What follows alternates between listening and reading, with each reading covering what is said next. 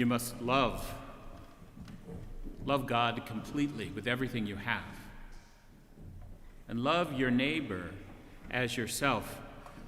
Jesus does not make these articulations of the ancient law up himself. They're actually citations from the Old Testament. So much of religious practice in the day of Christ was taken up with the minutiae of the law, of how these distillations had been spelt out over time.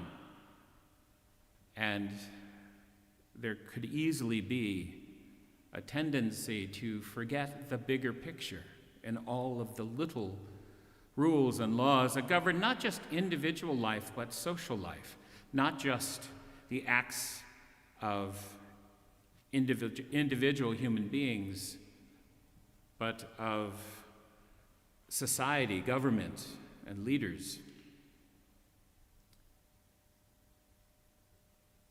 The civil rights leader from the United States, Martin Luther King, said, "We need leaders not in love with money, but in love with justice. Not in love with publicity, but in love with humanity." The controversial author and professor, now retired from Princeton and working some at Union Seminary in New York, Cornell West, reminds us that justice, never forget, he says, that justice is what love looks like in public.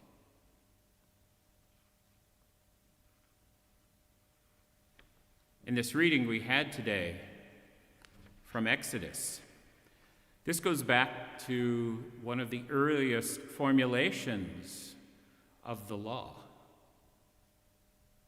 In this reading, we hear what justice looks like. God is speaking through Moses to his people who are on Exodus. They're traveling through the desert, and he is already reminding them to not molest the stranger, to not oppress the alien in your midst, for God is watching. To not abuse the widows and the orphans. And these three categories, aliens, but especially widows and orphans, sum up across the Old Testament those who are most in need, those most unable to take care of themselves in the midst of their community, and how it was a fundamental obligation for each and every believer in God to take care of those who were most unable to take care of themselves. If you treat them harshly, I will hear their cry, and you will be treated the same way. And in a pretty harsh statement, speaking obviously to men, my anger will flare up and I will kill you, and your wives will be widows, and your children will be orphans. Jewish hyperbole. Still the question remains then, who takes care of them if the society you built does not take care of them? Jesus is asked, what's the greatest commandment? And he distills this down further to love God and love your neighbor. Love God and love your neighbor as yourself. Be as mindful of the needs of others as God is of you. And love here is not cuddly and warm. Love is that sense that we take our lives and spend them looking out for the needs of others, holding others up as important as ourselves in our care and concern.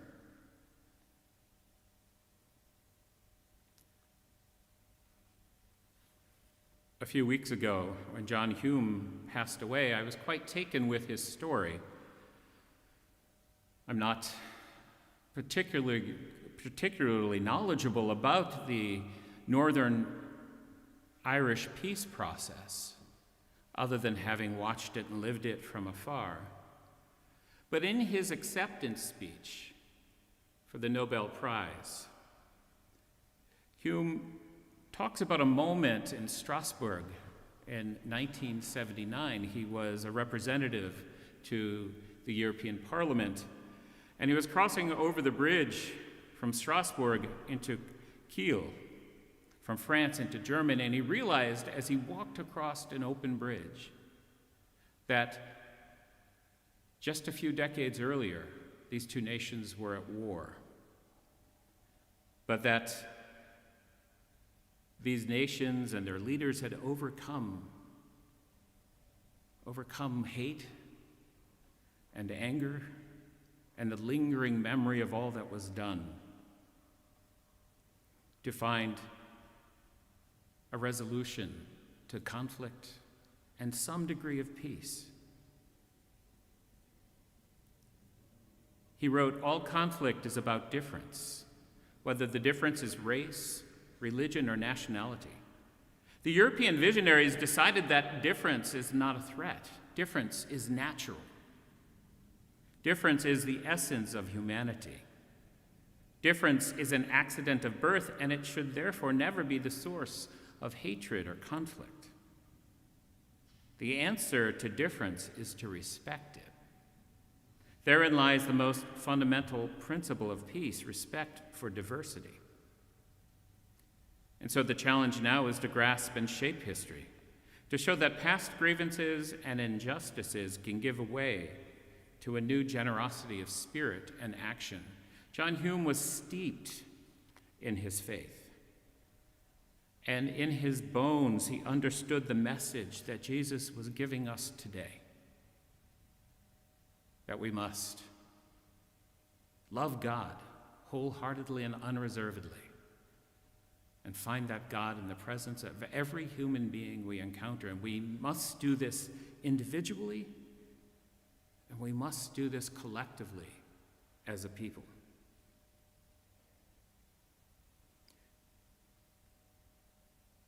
We must take care of the alien and the orphan. An article this summer, right after I got here, in the Irish Times, spoke to human trafficking,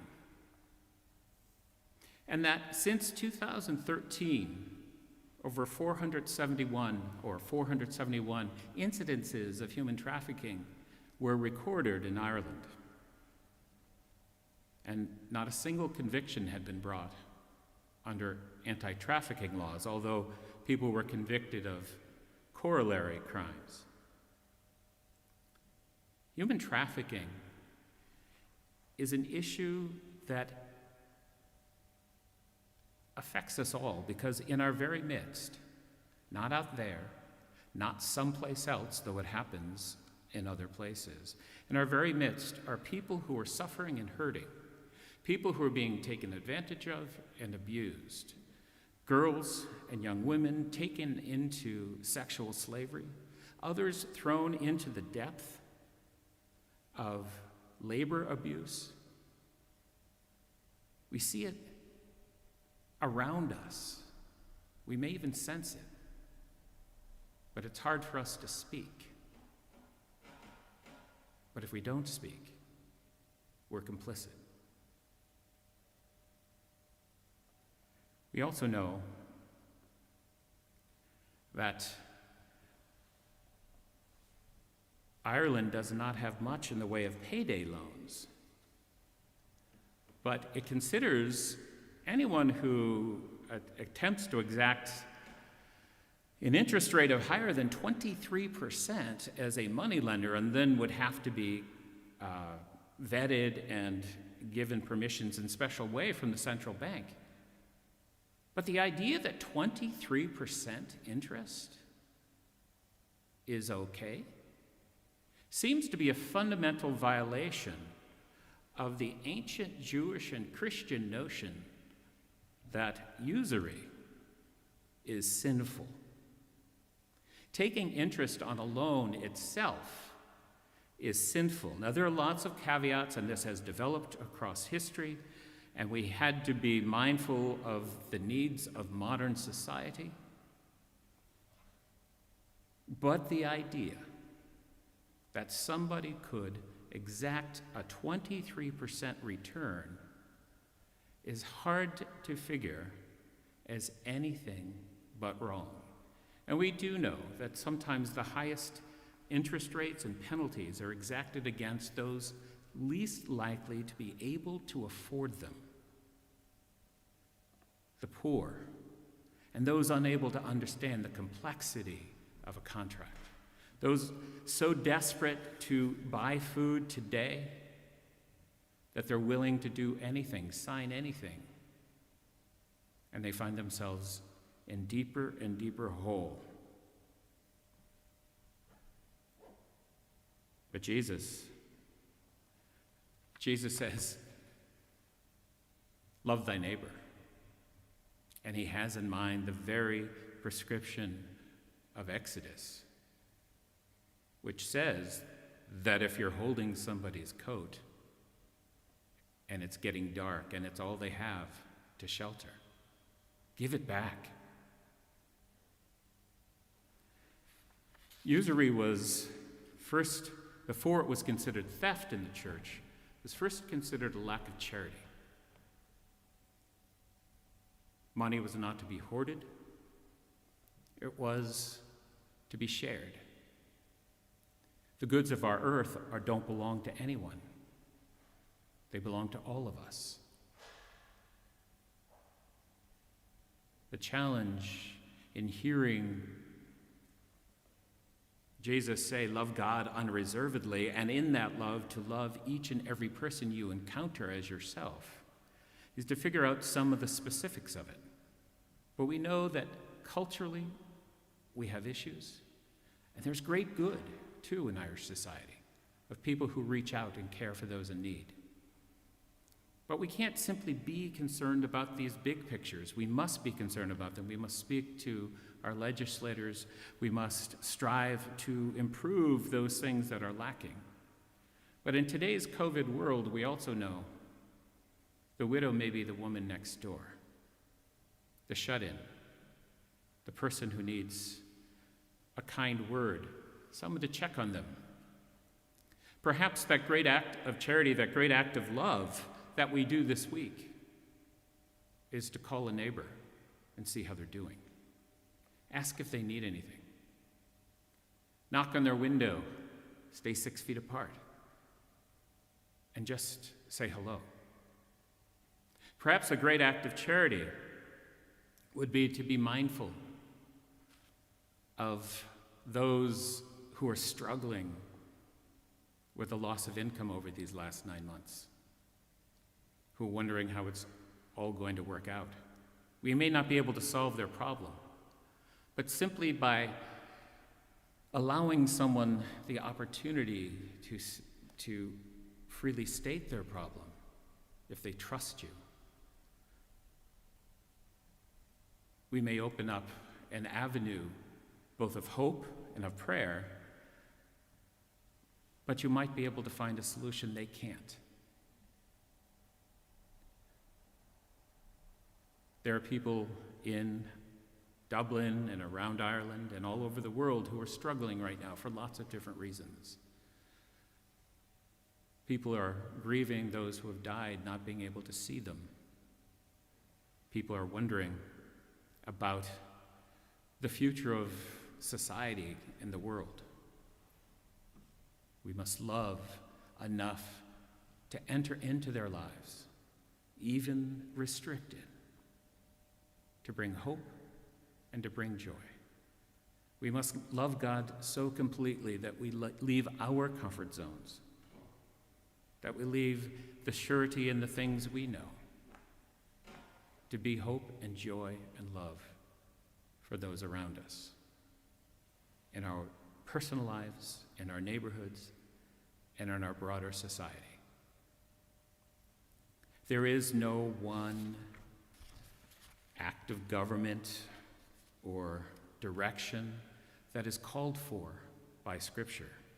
But people of faith must always challenge themselves, their families, their society, and even their government to act in the ways that we think are right and just when they act in our name.